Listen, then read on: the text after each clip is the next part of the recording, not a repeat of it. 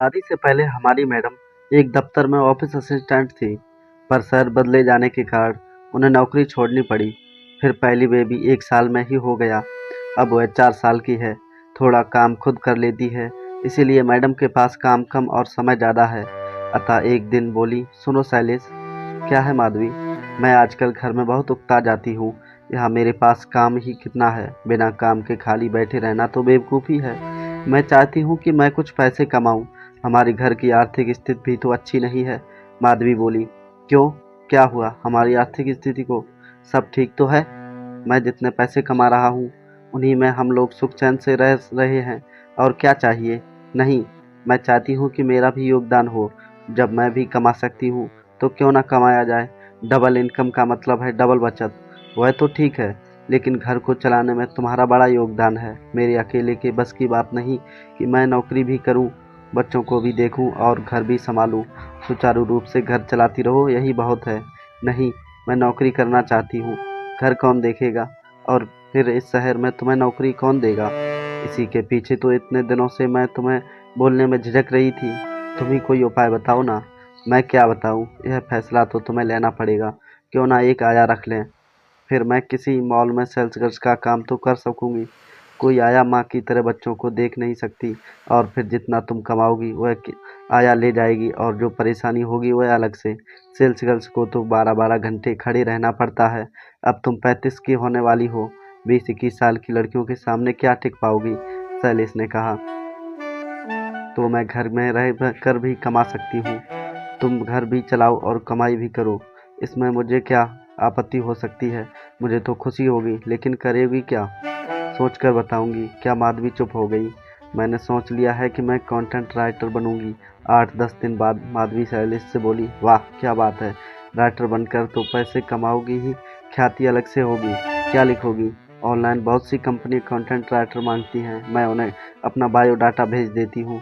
2 दिन बाद माधवी फिर बोली, शैलेश मुझे क्रेडिट कार्ड देना।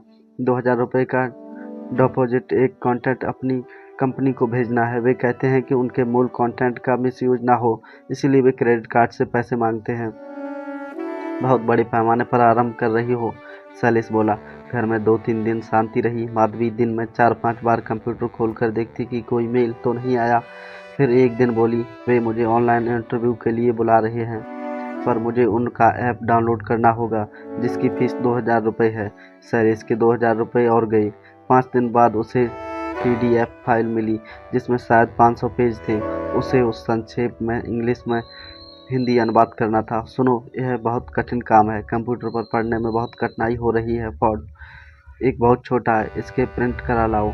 माधवी बोली। शैलेश प्रिंट करा लाया, पर कंप्यूटर पर माधवी हिंदी टाइपिंग न सीख पाई। उसने हाथ से लिखा तो शैलेश उसे नहीं पढ़ पाया। उसे स्कैन करके भेजने का फायदा था, इसीलिए एक साइबर कैफे को हिंदी में लिखे को प्रति पृष्ठ पैसे देकर टाइप कराने के लिए दिया। उसे प्रति पृष्ठ को 400 मिलते थे, इसीलिए उसे यह खर्च ज़्यादा नहीं लगा। मगर 5 दिन बाद मेल आया कि काम पूरा हो जाने की मियाद 7 दिन थी, इसलिए क्वाट 2000 जब्त किए गए जाते हैं और आगे से काम नहीं मिलेगा। 4000 रुपये का इस कंपनी को गई। 1500 रुपये प्रिंट कराने में लगे, और 10 दिन बाद हिंदी टाइपिंग करने वाला अपने पैसे जबरन ले गया और मेल से हिंदी फाइल भेज दी।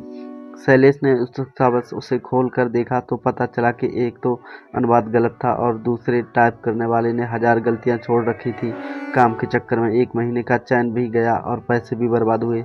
माधवी बोली, एक दिन अवश्य कुछ ना कुछ कर दिखाऊंगी। अवश्य अवश्य।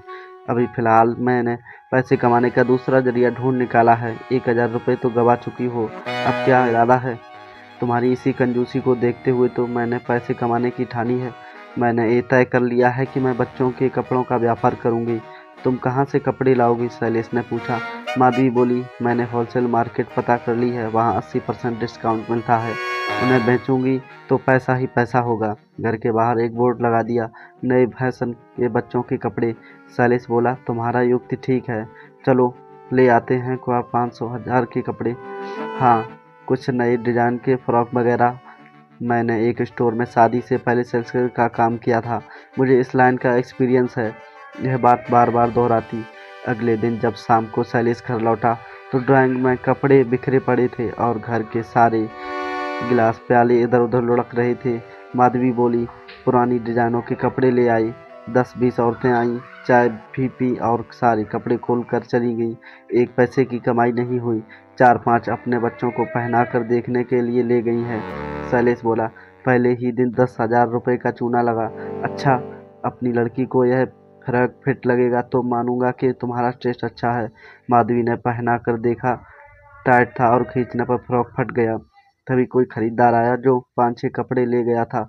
उन्हें वापस कर गया कि साइज भी ठीक नहीं, कपड़ा भी खराब है और डिजाइन भी बेहुदा है। बंटी ने भी एक भी कपड़ा पहनने से इनकार कर दिया। मेड को देने की कोशिश की तो बोली, मैडम यह जो चीज़ 500 रुपये में आप बेच रही हैं, हमारे यहाँ मंगलवार बाजार में 50 रुपये में बिकती है। और उसने मुफ्त में भी ले जाने से इनकार कर दिया कि वह इनका क्या करेगी। कुछ दिन बाद माधवी ने फिर शैलेश से कहा, सुनो, तुम ऐसे सुनो मत बोलो, मेरा दिल बैठ जाता है। मुझे लगता है तुम पैसे कमाने का कोई नया सांसारिक धंधा शुरू करने वाली हो। शैलेश घबरा कर बोला, तुम सुनो तो सही। सुनाओ। यह कपड़े बेचने वाला व्यापार मुझसे नहीं होने का। देर आया दुरुस्त आया। तुम बताओ मेरी पेंटिंग्स कैसी है। अपनी बेटी की ड्राइंग की कॉपी मैं तुम्हें ड्राइंग करते देख कर कह सकता हूँ कि तुम पेंटिंग में निपुण हो। पेंटिंग का काम करूँ तो कैसा रहेगा। आजकल तो पेंटिंग्स करोड़ों में बिकती है। ठीक ही रहेगा। लोग अपने घर में आर्टिस्ट की पेंटिंग लगाना चाहते हैं। आरंभ कर दो बनाना। शैलेश ने जान बचाने की खातिर कहा, पहले सामान ला दो फिर शुरू करूँगी। सामान? हाँ, पेंटिंग्स का सामान लिख दो। यह तो बहुत महंगा होगा। लिस्ट क्या थी कि पूरा किचन रोल था, कोई 200 आइटम्स थी। तो क्या हुआ, एक पेंटिंग बिकते ही लाभ है। कितने लगेंगे? सिर्फ 4 के आसपास मैं कुछ कर आई हूँ। बाप रे, न बाबा, यह तो मेरी सारी बची जमा पूंजी है। तुम कम से कम ही शुरू करो। छोटे से शुरू कर, कोई कुछ नहीं बन सकता। नहीं, मैं अपनी जमा पूंजी खर्च नहीं कर सकता। 10-20 हजार रुपए की बात अलग है। अगले साल तक तुम्हारी पूंजी दोगुनी हो जाएगी। नहीं, देखो सुनो तो सही। एकदम नहीं। यह तुम्हें क्या हो गया है। इस तरह घर में अशांति करने से क्या लाभ। 1 महीने में तुम तमाशा कर रही हो। मैं कोई करोड़पति नहीं जो तुम्हारे शौक के लिए लाखों रुपए खर्च कर दूं। मैं सामान अपने शौक के लिए नहीं मांग रही हूँ। मैं थोड़े पैसे कमा लूंगी, इसीलिए तुम्हें जलन हो रही। मुझे जलन क्यों होने लगी। तुम ही सोचो, अगर तुम्हारी पेंटिंग्स नहीं बिकी तो सारे पैसे पानी में चले जाएंगे। कभी पैसों की आवश्यकता पड़ी तो क्या करेंगे। ठीक है, अपने पैसे का सांप बनकर कुंडली मार बैठे रहो। मैं अपने गले की चैन बेचकर सामान ले आती हूँ। यानी तुम्हें इतना विश्वास है कि पेंटिंग्स बिक ही जाएगी, इसीलिए गले की चैन तक बेचने को तैयार हो। तुम्हारे जैसे आदमी से पाला पड़ा हो तो और किया ही क्या जा सकता है।